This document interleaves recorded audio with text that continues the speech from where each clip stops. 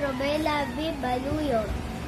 Tuwing bakasyon, umuwi po kami sa San Miguel, Bulacan. Ito ang aming probinsya. Noon ay marami kaming nakikita ng magagandang tanawin gaya ng mga taniman ng palay at mga bundok. Marami din hayop sa paligid gaya ng baboy, kalabaw, kambing at mga bibe.